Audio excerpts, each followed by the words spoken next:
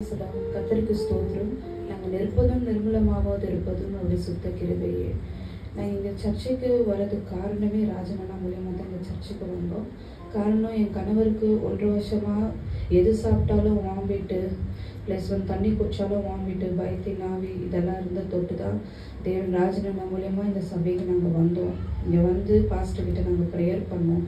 Prayer பண்ண ஆரம்பத்தில் தேவன் நாங்கள் ஜெப எண்ணெயை வச்சு நாங்கள் ப்ரேயர் பண்ணோம். பாஸ்டர்கிட்ட வந்து ஜெப எண்ணெய் வாரம் ஜெப எண்ணெய் ஜெப தண்ணியை வச்சு நாங்கள் ப்ரேயர் பண்ணும்போது அதை நாங்கள் டெய்லியும் குடிக்கும் போது வாமிட் இது ஸ்லோவாக நிற்க ஆரம்பிச்சிச்சு.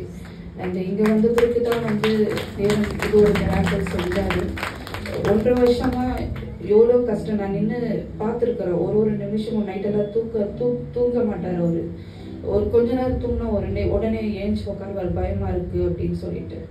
ஒரு நிமிஷமும் அவர் பட்ட கஷ்டத்தை நான் பார்த்துருக்குறேன், கண்ணீரை பார்த்துருக்குறேன். அவர் சாப்பிட்றது எல்லாமே நான் செஞ்சு கொடுப்பேன், சாப்பிடுவாரு. ஒரு 5 நிமிஷம் விட்டு எல்லாமே வாமிட் எடுத்துருவார். எவ்வளோ இடத்துல நாங்கள் ட்ரீட்மெண்ட் பார்த்தோம், பட் எதுவுமே சரியாகல. பயம், இது 2 பிரச்சனை 1.5 வருஷமா போராடி நாங்கள் இங்கே வந்த பிறகு பாஸ்டர்கிட்ட ப்ரேயர் பண்ண பிறகு எங்களுக்கு ஒரு அற்புதம் நடந்துச்சு. அதுக்கப்புறம்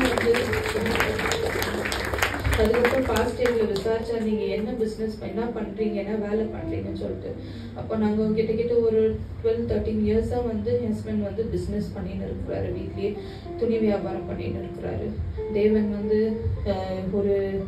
இப்போ போன ஒரு 2 ஜனவரியில ஒரு ஏதோ பிரச்சனைக்கார நாங்கள் வச்சு வித்துன்னு இருக்கிற இடத்துல ஒரு சின்ன பிரச்சனை காலத்துல நாங்கள் சரி சொல்லிட்டு பாஸ்டர்கிட்ட ஆலோசனை கேட்கலான்னு சொல்லிட்டு வந்தபோது பாஸ்டர் சொன்னாரு, நீங்க ஒரு கடையை வச்சா அவங்களுக்கு நல்லது தான் அப்படின்னு சொன்னார். ஆனா எங்களிடத்துல அந்த நேரத்துல ₹1 கூட கையில இல்லை. பாஸ்டர் கிட்ட நாங்க சொன்னோம், அப்பா பாஸ்டர் எங்ககிட்ட ஒண்ணுமே இல்லையப்பா, நாங்க எப்படியப்பா கடை ஆரம்பிக்குவோம்?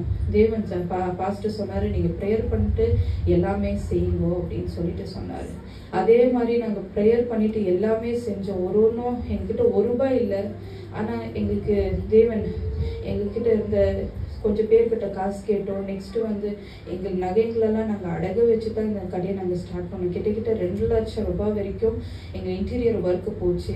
அதுக்கப்புறம் ₹6 லட்சம் வரைக்கும் ₹6 லட்சம் ரூபாய்க்கு நாங்கள் ஸ்டாக் எடுத்துன்னு கடையில் வைக்க எங்களுக்கு கிருபை தந்தார்.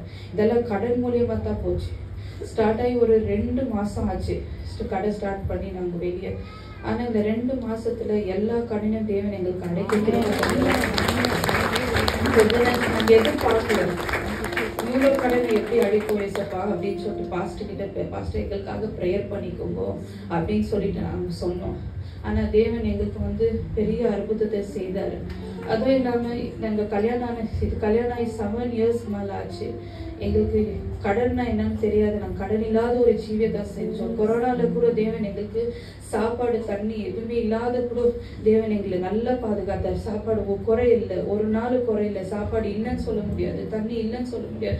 கொரோனா சீசன்லயும் தேவன் எங்களை போஷித்து வழி நடத்தினார். அதே போல இது ஒரே ஒரு கடன் தான் தேவன் எங்களை வழி நடத்தினார். கடன் அடைக்கவும் எங்களுக்கு கிருபை தந்தார், நகையை எடுக்கவும் எங்களுக்கு மீட்க தந்தார், புது நகைகளை வாங்கவும் எங்களுக்கு கிருபை தந்தார். இன்னும் அதிகமான பிளெஸிங்ல எங்களுக்கு கொடுத்த தேவன் கிருபை தந்தார். அதுக்கு தேவனுக்கு இன்னும் ஒரு நாட்டில் நாங்கள் சாட்சியா ஜீவிக்கபடி எல்லாம் எங்களுக்காக ஜெபிக்கும்படி உங்களை வேண்டிக் கொள்கிறேன். கர்த்தருக்கு ஸ்தோத்திரம்.